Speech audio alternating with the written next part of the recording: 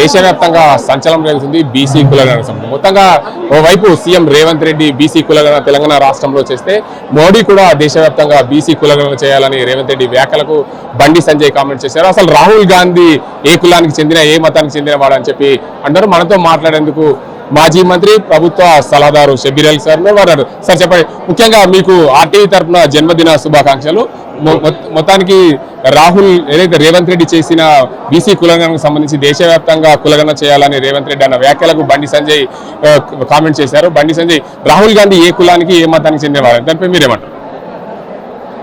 దేశానికి స్వతంత్రం తెచ్చిన కుటుంబం, దేశానికి కుటుంబంతో కాకుండా ఇక్కడ బలిదానాలు ఇచ్చిన కుటుంబం. ఇందిరాగాంధీ బలిదానం ఇచ్చింది, రాజీవ్ గాంధీ బలిదానం చేశారు, నెహ్రూ గారు ఈ దేశానికి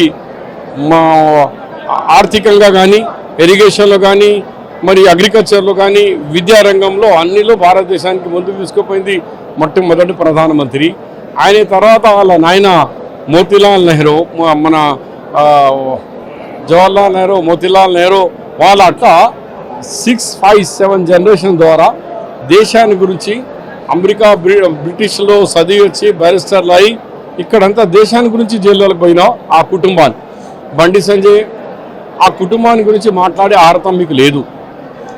ఆర్ఎస్ఎస్ బీజేపీ ఈ దానికి ఉన్న వాళ్ళు సిద్ధాంతాలకు కట్టుబడి ఉన్న వాళ్ళు దేశానికి స్వతంత్రంలో ఈ నాకునేనా ఇది కూడా పెట్టుకోలే, ఒక్క బొట్టు రక్తం కూడా పోలే. ఇవాళ ఇందిరాగాంధీ జైలుకు పోయినారు, వాళ్ళ నాయన నెహ్రూ గారు పోయినారు, వాళ్ళ తాత పోయినారు, అంతా జైళ్ళకు స్వతంత్రం పోరాడారు. మళ్ళీ తెలంగాణ కూడా ఇచ్చింది వాళ్ళే. మోదీ గారు వస్తే ప్రధానమంత్రి మన తెలంగాణ రాకపోతుండే. శని మోదీ గారు తెలంగాణకు శని ఉన్నాడు. ఎందుకంటే తెలంగాణకు మొదటిసారి కూడా అంటున్నాడు, ఏ బట్వాడా సही नहीं हुआ, ये ठीक नहीं हुआ, ये कच्चा रियासत को खराब कर दी అని మాటికి చెప్తున్నాం.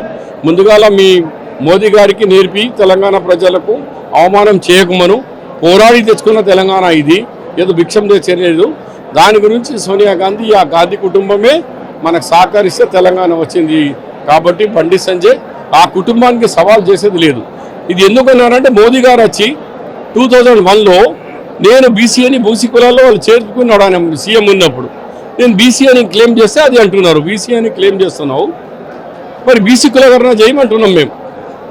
భారతదేశంలో బీసీలు ఎంతమంది ఉన్నారో రాహుల్ గాంధీ అన్నారు, జిస్కి జిత్తియా మీద ఉస్కా అప్నా హిస్సేదారి, అది చేయమంటారు.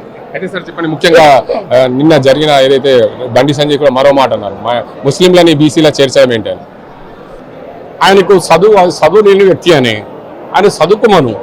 ఇప్పటి నుంచి కాదు, 1973-72లో కేంద్రం లిస్టులో కూడా ఇప్పుడు కూడా అక్కడ బున్కర్, అన్సారీ, మేతార్ అండ్ దుదకులుడు వీళ్ళంతా కేంద్రం లిస్టులో ఉన్నారు.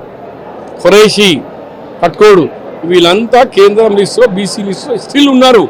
ఇవ్వలేనిది కాదు, అది ఎప్పుడో 30-40 సంవత్సరాల నుంచి నడుస్తుంది. ఆ కేంద్రంలో లిస్ట్ తగిలి తీసేయి. ఇప్పుడు రాష్ట్రంలో కూడా మనం ఈ బీసీ రాకముందు, రాజశేఖర సాగు రాకముందు కూడా అక్కడ కూడా దుదుకోళ్ళు, మన పింజరా, అందులోనే మేతార్, తర్వాత ఇతర వాళ్ళకు ఒక 6-7 వాళ్ళని కూడా ఆల్రెడీ బీసీలో మురళీధర్ కమిషన్ రికమెండ్ చేసిన ప్రకారంగా ఉన్నారు. కొత్తదేం కాదు. మళ్ళీ 2004లో బీసీఈగా అని ఇచ్చినారు. ఇప్పుడు ఈకు అదే వస్తున్నది. ఇలా ముస్లిం పాపులేషన్ ఈ కులగణనలో తగ్గింది 11.11%. మాది 2011 సెన్సస్లో 12.69 ఉంది. ఇవాళ ఎంత వచ్చింది? 12.58, అంటే 11% తగ్గింది. బండి సంజయ్ చదువు రాకుంటే చదువుకో. చెప్పండి, నిజామాబాద్ ఎంపీ ధర్మపురి అరవింద్ ఒక రేవంత్ రెడ్డి పైన కామెంట్స్ చేశారు. బీజేపీని తప్పుదోవ పట్టేందుకే, బీజేపీని ఆరోపణలు చేసేందుకే దేశవ్యాప్తంగా కులగణన చేయాలని చెప్పి అంటున్నారు.